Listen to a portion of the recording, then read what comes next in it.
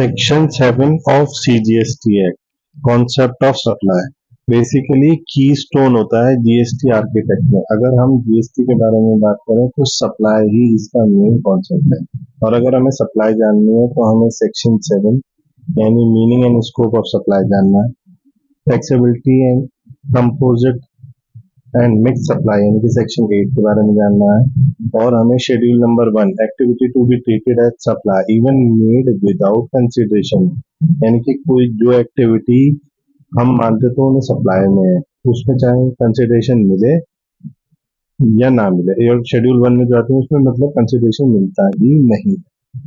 Schedule 2 activity और transaction to be treated as supply of goods और as supply of service.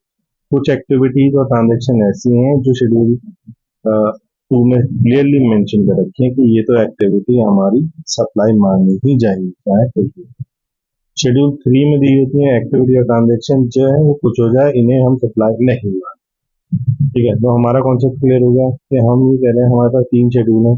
एक schedule ऐसा है जिसमें हमें कंसिडरेशन नहीं मिल रहा लेकिन जो भी एक्टिविटी है उन्हें हम सप्लाई मानते। दूसरा शेड्यूल कहता है कोई भी एक्टिविटी ट्रांजेक्शन चाहे वो किसी भी नेचर की हो उसे सप्लाई ऑफ गुड्स या सप्लाई ऑफ सर्विस मानना मैंडेटरी। एक थर्ड शेड्यूल है जो कहता है चाहे कैसी भी एक्टिविटी हो, ये ट्रांजेक्शन लिखी हुई है जो इस शेड्यूल में स्पेसिफाई की हुई है वो कैसे भी हो, विद कंसिडरेशन हो विदाउट कंसिडरेशन हो, कुछ भी हो, वो सर्विस ना सप्लाई ऑफ गुड्स मानी जाएगी ना सप्लाई ऑफ सर्विस मानी जाएगी। सेक्शन 7 के अगर हम स्टेचुटरी प्रोविजन की बात करें तो स्टेचुटरी प्रोविजन भी 3 सेक्शन में बता हुआ है। जैसे कि हमने ऊपर पढ़ा शेड्यूल 1, 2 और 3, ऐसे ही ये भी 3 सेक्शनों में बटा हुआ है। Sub section 1, sub section 2, sub section 3। अब हम बात करते हैं सब सेक्शन 1 की, यानी कि हम सप्लाई में किस किस चीज को करते हैं। सप्लाई का मतलब क्या होता है, कोई भी सामान भेजना, देना, ट्रांसफर करना, सेल करना, बार्टर करना, एक्सचेंज करना, लाइसेंस करना, रेंट लीज करना, जो कि हम कंसिडरेशन के लिए करते हैं अपने बिजनेस में, कंसिडरेशन को बिजनेस को बढ़ाने के लिए करते हैं। वो सारी चीजें जो ट्रांजेक्शन है सप्लाई कराते हैं। कोई भी एक्टिविटी किसी भी ऐसे पर्सन के द्वारा की जा रही है जो कि इंडिविजुअल नहीं है, अपने मेंबर के लिए, अपने कंस्टिट्यूएंट्स के लिए या वाइस वर्सा, चाहे कैश पेमेंट के लिए हो या कोई और अदर वैल्यूएबल कंसिडरेशन मिल रहा है, उसको भी हम सप्लाई मानेंगे, वो एक्टिविटी भी हम सप्लाई मानेंगे। इम्पोर्टेशन ऑफ सर्विस, हम सर्विस बाहर से मंगा रहे हैं फॉर कंसिडरेशन, चाहे हम अपने बिजनेस के लिए मंगाए चाहे ना मंगाए, लेकिन अगर हम कंसिडरेशन दे करके यानी हम कुछ पैसे दे करके सर्विस बाहर से ले रहे हैं, इसका मतलब ये कि वो सप्लाई है। और जैसे कि ऊपर बताया गया था शेड्यूल 1 में विदाउट कंसिडरेशन पैसे दिए नहीं है, कंसिडरेशन मिला नहीं है, लेकिन वो एक्टिविटी हमें क्योंकि शेड्यूल 1 में इसलिए हमें उसे सप्लाई मानना पड़ेगा। अब शेड्यूल 2 में भी लिखा हुआ है कि सर्टेन एक्टिविटीज इन ट्रांजेक्शन जो कि उसमें लिखी हुई है उन्हें तो मानना ही है, आपको सप्लाई मानना ही पड़ेगा चाहे वो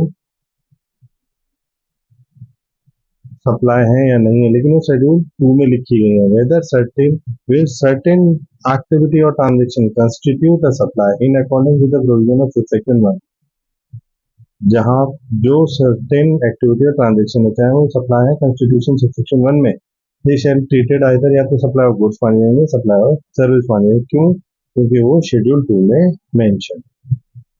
अब सेक्शन 2 की बात करते हैं। ये कहता है नॉट विथस्टैंडिंग एनीथिंग, ऊपर कुछ भी लिखा हो, सब सेक्शन 1 में कुछ भी लिखा हो, अगर शेड्यूल 3 में वो एक्टिविटी और ट्रांजेक्शन है तो उन्होंने सप्लाई नहीं है।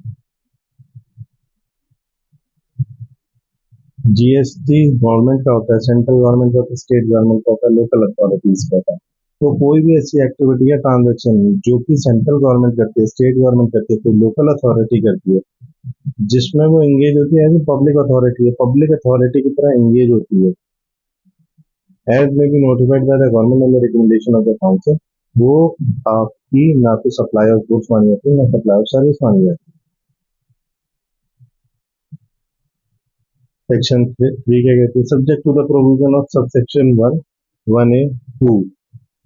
अब आप चाहे 1 पढ़े सबसेक्शन, चाहे 1A पढ़े, चाहे 2 पढ़े, अगर सेंट्रल गवर्नमेंट मानती है, recommendation of the council, council की रिकमेंडेशन है और ये मानती है कि भैया ये सारी जो सर्विसेज हैं इन्हें या तो सप्लाई ऑफ गुड्स माना जाएगा, सर्विस नहीं माना जाएगा, या सप्लाई ऑफ सर्विस माना जाएगा, सप्लाई ऑफ गुड्स नहीं माना जाएगा। ये सेक्शन सब सेक्शन 3 कहती है। सेक्शन 7 ऑफ CGST एक्ट में ये पूरा सप्लाई को डिस्क्राइब किया गया है।